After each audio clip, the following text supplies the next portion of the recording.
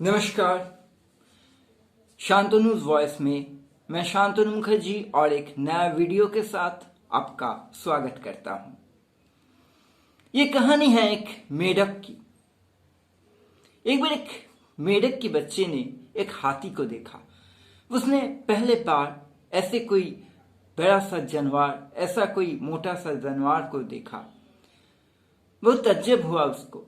उसने आकर अपने माँ से बोला कि माँ, मैंने एक अजीब से जानवर देख कर आया हूं जो कितना ऊंचाई है वो तुम सोच भी नहीं सकते, कितना मोटा है तुम सोच भी नहीं सकते, और उसके सामने की तरफ एक सूर भी है, एक पाइप की तरह है, और पीछे एक पूंछ भी है।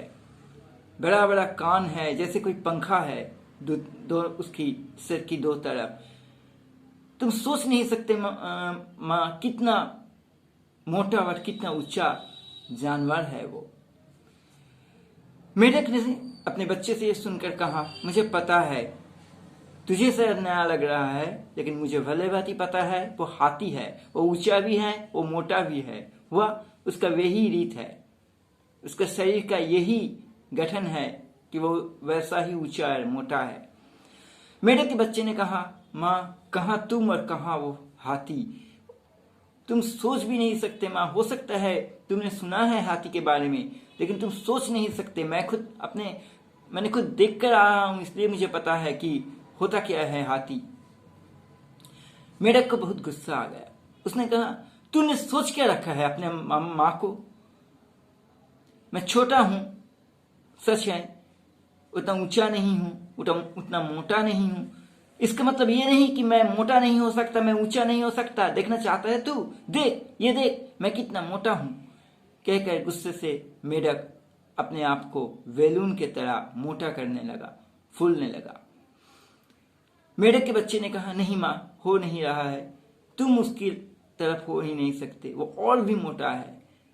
मेढक को और भी गुस्सा आ गया। मेढक ने कहा, और भी मोटा? कितना मोटा? इतना मोटा? इतना मोटा? मेढक के बच्चे ने कहा, नहीं माँ, उससे भी ज्यादा। मेढक ने कहा, अरे हाँ, मुझे पता है उससे भी ज्यादा। मुझे भी इससे ज्यादा मोटा होना आता है, बस तुझे दिखाने के लिए इतना ही दिखा रहा था। देख, इससे ज्यादा हो सकता है क्या? मेढक ने कहा, माँ, हो नहीं सकता, हो रहा है, हाथी इससे भी ज्यादा मोटा है। तुम लाख कोशिश कर लो, लेकिन तुम कभी हाथी की तरह मोटा नहीं हो सकते। ये सुनकर तो मेढक को और भी गुस्सा आ गया। उसने कहा, ठीक है, देख, आज मैं तुझे मोटा होना किसे कहता है वो तुझे दिखा कर ही रहूंगी मैं। और मेढक उसकी पूरी ताकत लगाकर, पूरी सारे ताकत इकट्ठे करके, सारे ताकत लगाकर मेढक ने अपने आप को बैलून की तरह बनाने की कोशिश में शुरुआत किया। खुद को बैलून की तरह बनाना, फूलने लगा। और इस तरह से फूलते फूलते दम, एक वक्त ऐसे आया जब मेढक का बैलून की तरह फूल के हाथी जैसे बनने का ख्वाब दोनों ही गया काम से। मेढक नहीं, ये इंसान के साथ है, ऐसा ही होता है। हमें किसी भी तरह से, किसी भी वक्त, चाहे घमंड की वजह से हो, चाहे लापरवाही की वजह से, किसी भी वजह से अपने लिमिट को क्रॉस करना नहीं चाहिए। लेकिन यह भी एक अजीब सी बात है, क्योंकि हम लोग अक्सर ये सुनते हैं कि अपने लिमिट को क्रॉस कर जाओ, सीमा को पार कर जाओ। तो हम लिमिट को नहीं क्रॉस करेंगे तो कैसे हम लोग कुछ करके दिखाएंगे? लिमिट को क्रॉस करना चाहिए। लिमिट को क्रॉस कीजिए, जरूर कीजिए। लिमिट को क्रॉस करना ही चाहिए।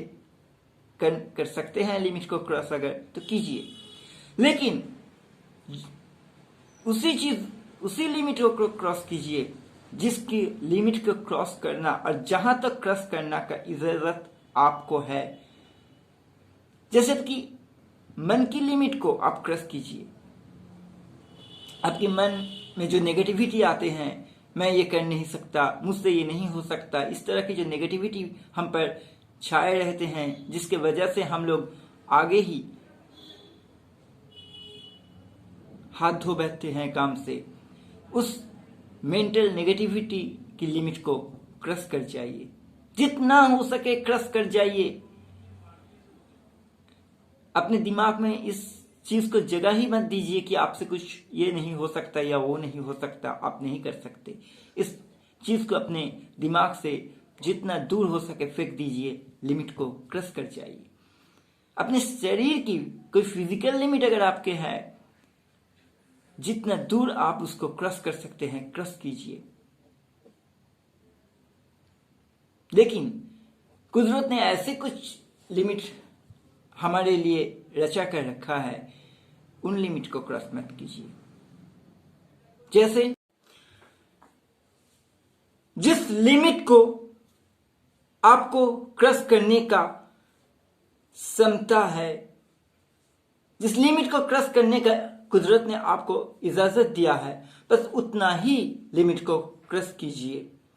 कोई भी लिमिट को क्रॉस करने से पहले उसे जांच लीजिए, परख कर लीजिए कि उस लिमिट को क्रॉस करने का नतीजा क्या होगा।